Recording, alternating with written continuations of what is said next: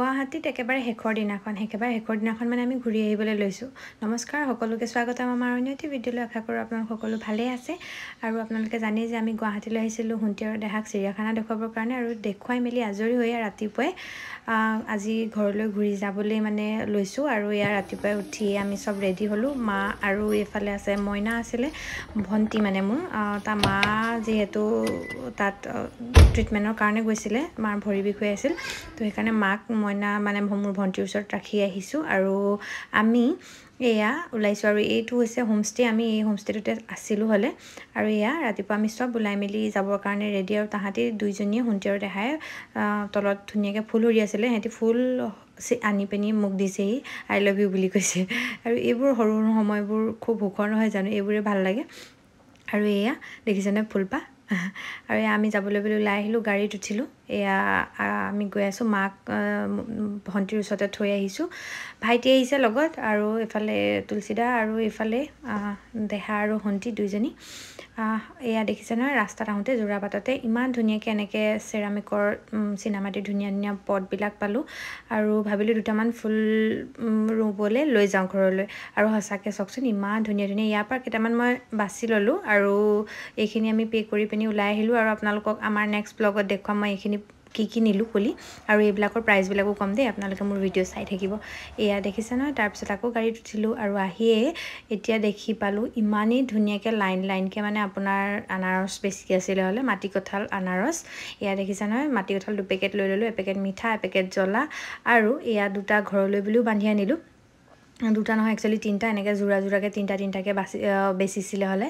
তাৰপিছত এয়া এইখিনি দেখিছে নহয়, দেখি মানে নোৰোৱাকৈ থাকিব নোৱাৰিলোঁ, ইমান ধুনীয়া লাগিছে দেখিবলৈকে। তাৰপিছত এয়া ল'লোঁ, লৈ মেলি আমি আকৌ গাড়ীত উঠিলোঁ। আৰু এয়া আনাৰস খাই আমি চব আগবাঢ়িলোঁ আমাৰ ঘৰ মুখে। আৰু তাৰপিছতে আমি এখন ধুনীয়া নাৰ্চাৰীত ৰ'লোহি।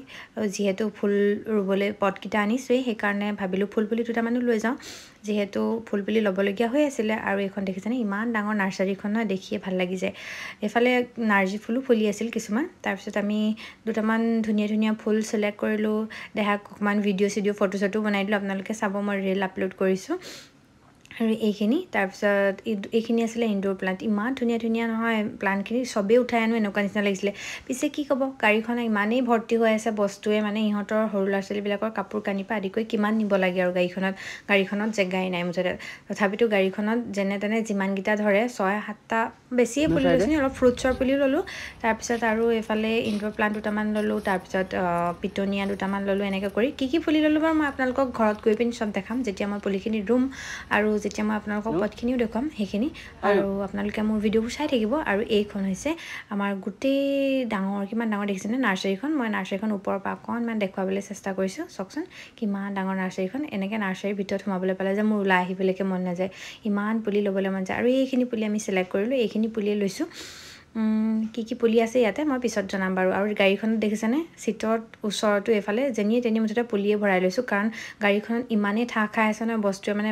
আৰু ভাইটিভাগৰ কিতাপো আছিল গুৱাহাটীত, তাৰ পৰা কিতাপখিনিও লৈ আহিছোঁ, সেইকাৰণে মানে গাড়ীখনত বেছি জেগা নাইকিয়া হ'ল। আৰু ভণ্টিয়ে দেখিছেনে, গোটেই ভৰি লেতেৰা কৰি মানে মোজা খুলি পেলাই, জোতা নিপিন্ধে আৰু খোজকাঢ়িব লাগে।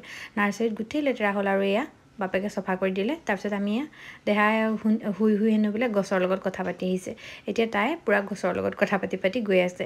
আৰু এইফালে আমাৰ সোণটি আছে ধনৰ ভাইটিৰ কোচত, মমায়েকৰ কোচত মানে। তাৰপিছত এয়া আমি আহিলোঁ, আৰু এয়া সোণটি দেখিছেনে ৰাস্তাত ফূৰ্তি, তাই এনেকৈ হাৱা ল'বলৈ লাগে। পিছে হাৱা ল'লে বেয়া, কিন্তু উপায় নাই, সৰু ল'ৰা ছোৱালীবোৰ এনেকুৱা জিদ কৰি আহি তাৰপিছত বোকাখাটতে আমি চানা খাবলৈ ৰ'লোঁ দেই। অকণমান মানে হেৰি লাগিলে, অকণমান আমনিও লাগিলে, আৰু ইহঁতেও আমনি কৰি আছিল, সেইকাৰণে অকণমান ৰৈ পিনি ৰেষ্ট লওঁ বোলো, ইমান দূৰ একেৰাহে আহি আছোঁ। তাৰপিছত এয়া আমি বোকাখাটত চানা খাবলৈ ল'লোঁ। তাৰ আগত আমি ভাতো খালোঁ দেই, বালেশ্বৰ ধাবাত আমি ভাতো খাই ল'লোঁ। তাতো মই এটা ভিডিঅ' দিছোঁ, আপোনালোকে চাগে দেখি পাইছে।